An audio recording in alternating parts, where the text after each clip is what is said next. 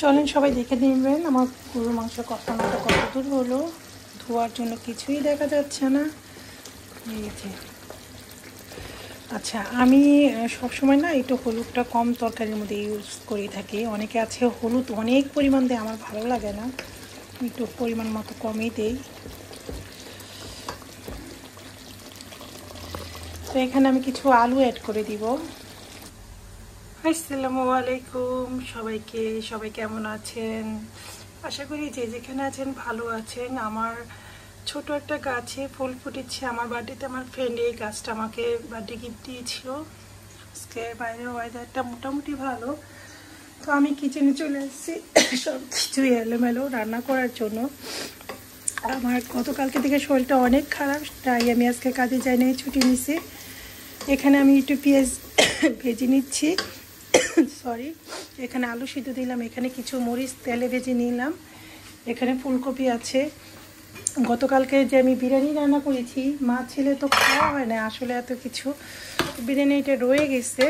তো এটা দিয়ে আমি আবার একটু ডাল দিয়ে একটু মশলা দিয়ে বাগার দিয়ে খিচুড়ি রান্না করে ফেললাম নরম করে।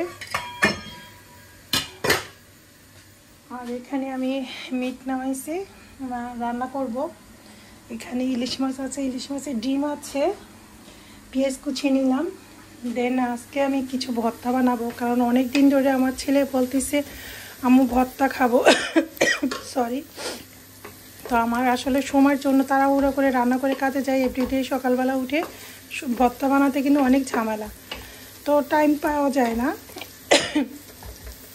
সরি, আমার অনেক কাজ আসতেছে। তো যাই হোক, আজকে ভাবলাম আজকে এখন দুপুরও হয়ে গেছে, 1টার উপর বাজে মেবি।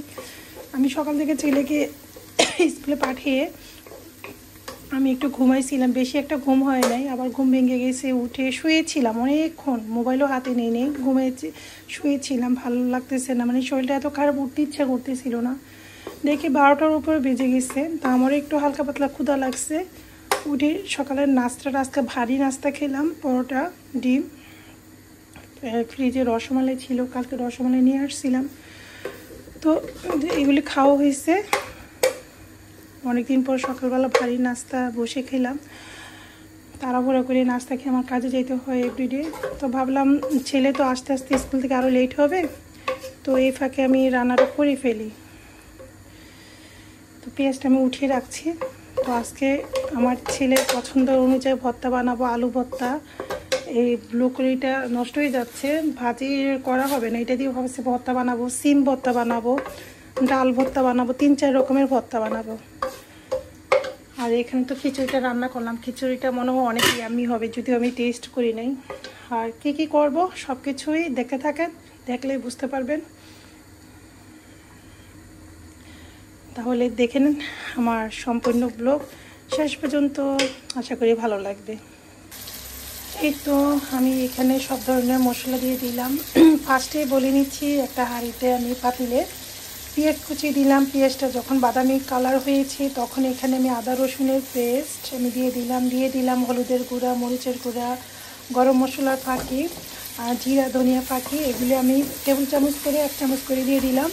এখানে আমি গরু মাংসটা বসিয়ে দিব, সেই জন্য। তো মনে হচ্ছে তেল কম হয়েছে, তাই না? আসলে তেল কিন্তু কম হয়, তেল পরিমাণ মতো দিয়েছি, একটু পরে তেল উঠে যাবে। এখন আমি সামান্য একটু পানি দিব এখানে। মাংসটাও আমি এদিক দিয়ে ধুয়ে রেডি করে নিলাম।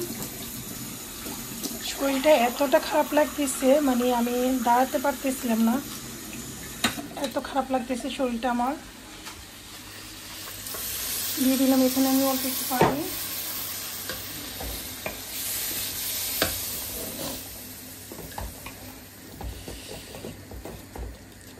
রাত্রে জ্বর উঠছে, জ্বর, ঠান্ডা, মাথা ব্যথা,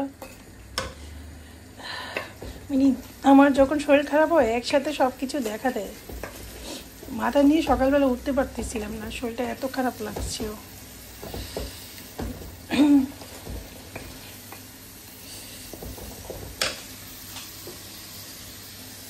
দিয়ে দিলাম, মশলাটা কষানো হোক, দেন এখানে আমি তারপরে গরু মাংসটা দিয়ে দিব। যখন মশলা থেকে তেল উঠবে তখন আমি এখানে গরু মাংসটা দিয়ে দিব। তো দেখতেই পাচ্ছেন সবাই যে আমার মশলার মধ্যে তেল উঠে গিয়েছে। এখন আমি গরু মাংসটা এখানে অ্যাড করে দিব। আর এখানে আমি সিম ভর্তা বানানোর জন্য আমি সিম সিদ্ধ দিয়ে দিলাম। অলরেডি আমার আলুটা সিদ্ধ হয়ে গিয়েছে।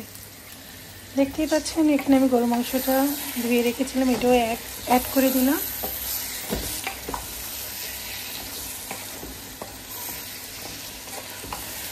আচ্ছা, পেঁয়াজ যখন আমি বেরেস্তা করছিলাম ফার্স্টে, তখন আমি কিন্তু এলাচি, দারচিনি, লং, গোলমরিচ এগুলো কিন্তু দিয়ে দিয়েছিলাম।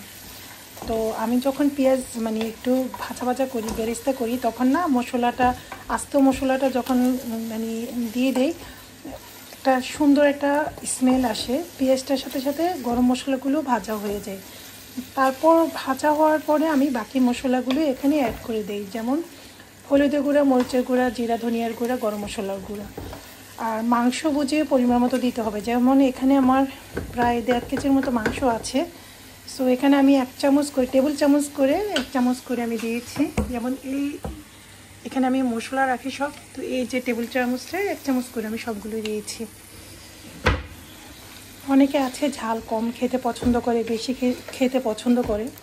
তা আমরা কিন্তু মশলা একদম যে আহামরি ঝালটা খাই ওইটা না, তরকারির মধ্যে মানে মোটামুটি ঝাল খাই গরুর মাংসের মধ্যে, বিশেষ করে একদম বেশিও না কমও না।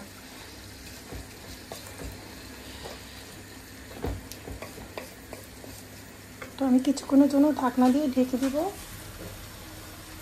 আমার এখানে মাংসটা কষানো হোক। আরেকটা জিনিস শেয়ার করি, এখানে আমি মাছের ডিম নিলাম। ডিম, যে ডিম মাছের, ইলিশ মাছের ডিমের প্যাকেট আছে, দেখতে পাচ্ছেন কত বড় বড় ইলিশ মাছের ডিম। সাথে আছে 2 টুকরা, এক টুকরা মাছ, 1 টুকরা লেজ। ঠিক আছে, কারণ কি আমার ছেলে তো মাছ খায় না, আমারই খেতে হবে। তো এগুলো আমি রান্না করব না, এগুলো আমি ফ্রাই করব।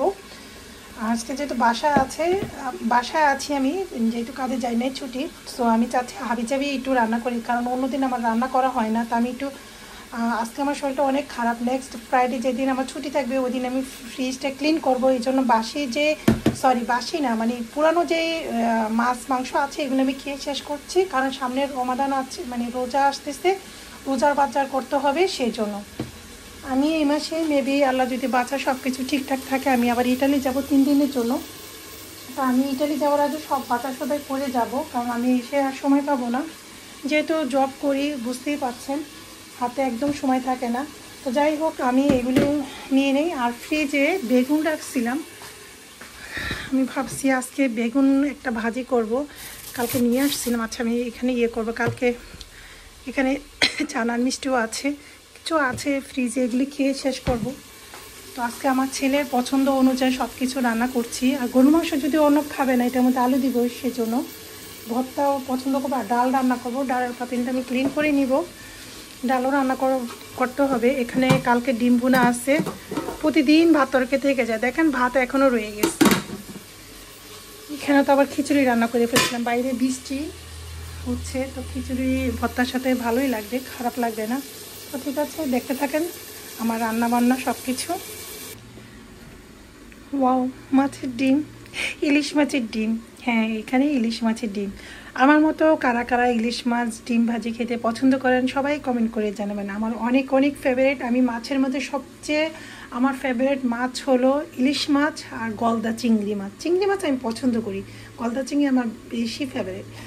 আর নেক্সট হলো তারপর কি মাছ, বোয়াল মাছ। তো এই মাছগুলো আমার অনেক পছন্দ। তো যাই হোক, আমি এগুলো একটু ক্লিন করে নিই। তো সিমটা যখন একটু সিদ্ধ হয়ে গেছে, এখানে আমি একটু তেল দিয়ে দিলাম কয়েকটা কাঁচামরিচ। তো আমার মাংসটা কষানো প্রায় হয়ে গেছে। এখানে আমি 3-4টা কাঁচামরিচ দিয়ে দিলাম আস্তে আস্তে। তখন আমি যেটা করবো, আলু সিলে কুটে নিয়েছি, কারণ আমাকে কেউ হেল্প করার মতো নাই যে আমি কেউ একজন মোবাইলটা ধরলো, ক্যামেরাটা মানে ভিডিওটা করলো, আর আমি রান্নাবান্না করলাম বা কাজ করলাম। আমার পাশে কেউই নেই। আমার একার কাজ সব কিছু A to Z আমার একাই করতে হয়। আমার ছেলে তো স্কুলে, সবাই আমার ছেলেটার জন্য দোয়া করবেন।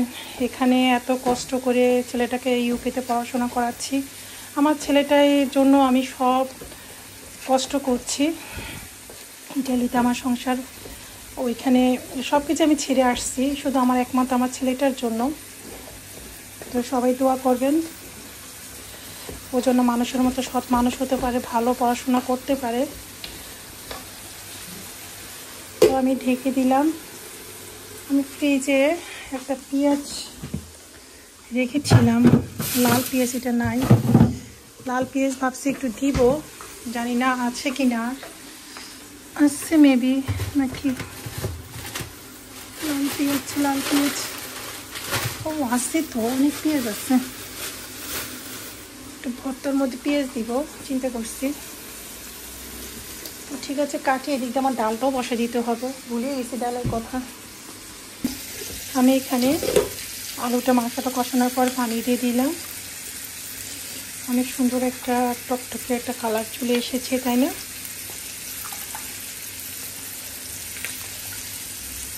এখন আমি ঢাকনা দিয়ে ঢেকে রাখবো সিদ্ধ হওয়া পর্যন্ত। এখানে আমি ডাল বসিয়ে দিলাম। এখানে আমি পেঁয়াজ কাঁচামরিচ দিয়ে সামান্য একটু লবণ দিয়ে সিমটা সিদ্ধ হওয়ার পরে একটু তেলে ভেজে নিচ্ছি। এখানে আমি সিম ভর্তাটা বানাবো।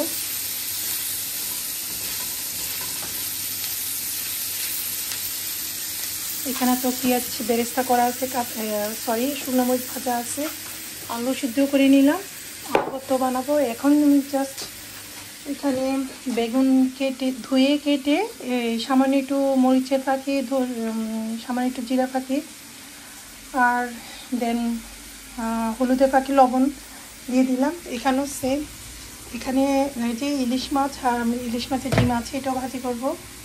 আজকে অনেক রান্নাবান্না, তাই না? ওর ছুটির দিন তো, তাই একটু রান্নাবান্না বেশি করে নিলাম। চুলায় 4টা বসিয়ে দিলাম। দেখেন এখানে ব্রোকলি একটু লবণ দিয়ে পানিতে সিদ্ধ দিচ্ছি ভর্তা বানানোর জন্য। বেগুন ভাজা অলরেডি আমি দিয়ে দিলাম। ডাল হচ্ছে, গরুর মাংস দিয়ে আলু দিয়ে হচ্ছে। এখন আমি এক পিঠ মেবি উল্টে দিচ্ছি।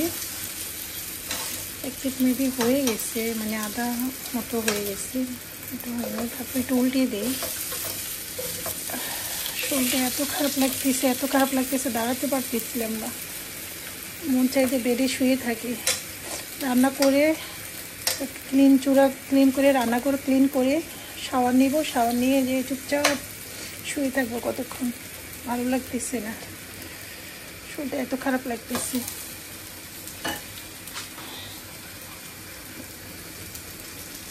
তেল দিয়ে দিলাম। বেগুন ভাজা একটু ভাজা না হলে ভালো লাগে না খেতে। আবার ডালটা দেখি কত দূর, এখনো ইলিশ মাছ আর ইলিশ মাছের ডিম ভাজি বাকি আছে, ভর্তা বানানো বাকি আছে।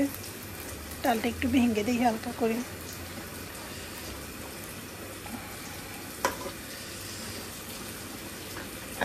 ডাল রান্না করছি শুধু আমার ছেলের জন্য, ও আবার ডাল ছাড়া খেতে চায় না। আর যে কোনো ভর্তা বানালে ডালটা থাকলে ভালো লাগে, ভর্তার সাথে ডাল। তো ঠিক আছে, সব ফিনিশিং শেষ করার পর আবার আমি মোবাইলটা অন করবো। আমার গরুর মাংস রান্নাটা হয়ে গেছে, এখানে ডালটা হয়ে গেছে। ডালের মধ্যে একটু ধনিয়া পাতি দিয়ে দিলাম, অ্যাড করে দিলাম। এখানে ব্রোকলিটা সিদ্ধ দিতে ভর্তা বানাবো। আর ডিমটা কেমন জানি ছেড়াবেড়া হয়েছে, আমি বুঝতেছি না। ডিমটা আমি কেটে দিয়েছি। তারপর তো এখান থেকে ইলিশ মাছটাও ভাজা হয়ে গেছে। ডিম ভাজাটা আমার একদম পছন্দ হয় না, কেমন জানি দেওয়ার পর ছেড়াবেড়া হয়ে গেছে, ছড়িয়ে গেছে। এখানে একটু পেঁয়াজ কাঁচামরিচ কেটে নিচ্ছি। বেগুন ভাজা আমার কমপ্লিট। এখানে সিম ভর্তাটা বানিয়ে ফেললাম, ব্লেন্ডার করে ফেললাম। এখানে আমি পেঁয়াজের বেরেস্তা করে নিয়েছি, এখানে ধনিয়া পাতা দিয়ে দিচ্ছি। এখানে পরিমাণ মতো সরিষা তেল, এটা হলো রাঁধুনি সরিষা তেল, অনেক সুন্দর একটা ঘ্রাণ। এখন আমি যেটা করব, কয়েকটা কাঁচামরিচ,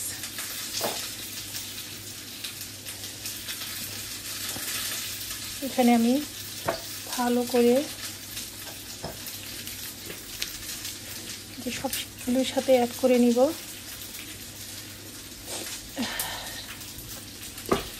অনেক দিন ধরে এই ধরনের ভর্তা খেতে ইচ্ছা করতেছে, সময়ের জন্য বিলিভ মি আমি একদম করতে পারি না, শুধু হাতে সময় থাকে না দেখে। এটা আমি ব্রোকলি আর আলু ভর্তাটা বানাবো। আপনারা চাইলে এইভাবে বানাতে পারেন, ফুলকপি দিয়ে, ফুলকপি সিদ্ধ করে লবণ দিয়ে, তারপর ব্রোকলি সিদ্ধ করে লবণ দিয়ে, যে কোনো সবজি, জুকিনি দেন, যে কোনো সবজি আপনারা সিদ্ধ করে এভাবে করে আমার মতো করে ভর্তাগুলি বানিয়ে নিতে পারেন।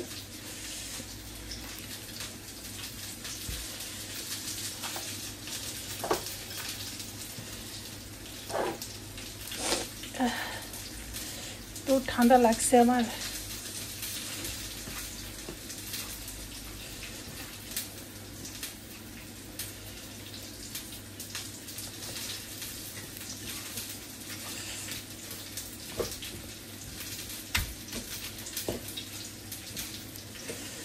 তো আমি এটা হাফ হাফ করে নিব, একটা ব্রোকলি ভর্তা বানাবো আর একটা দিয়ে আমি আলু ভর্তা বানাবো।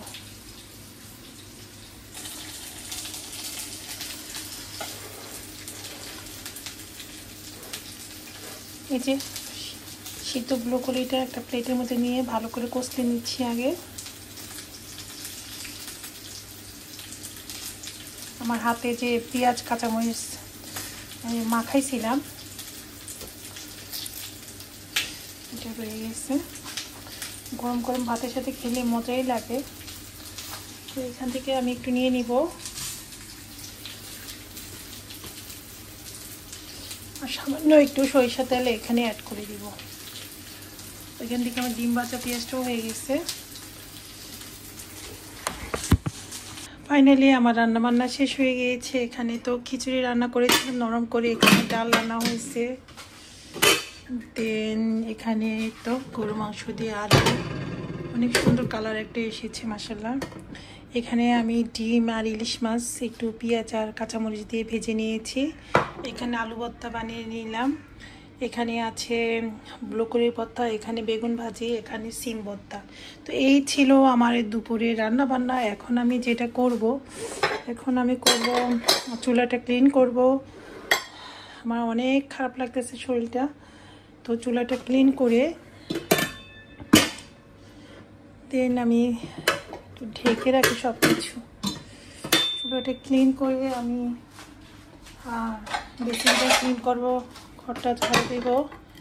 এখনও কিন্তু আমি ভাত বসাই নাই বলতে আসলে অলরেডি কিন্তু ভাত আসছে নাই যে তা না, তারপর আমার ছেলে বাসি ভাত খাবে ভর্তা দিয়ে, এটা ভালো মানে আমার নিজের কাছে আমি নিতে পারতেছি না। তো ওর জন্য একটু ভাত রান্না করে নিব, আর যেটা বাসি আছে এটা আমি পরে খেয়ে নিব।